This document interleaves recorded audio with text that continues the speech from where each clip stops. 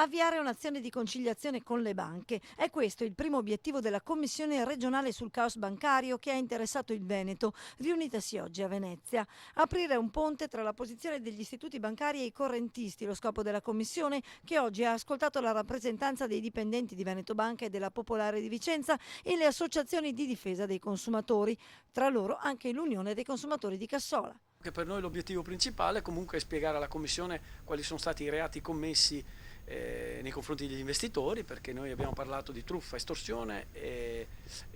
aggiotaggio, per cui noi abbiamo proprio chiaramente messo proprio per iscritto, perché le denunce che ci sono state presentate sono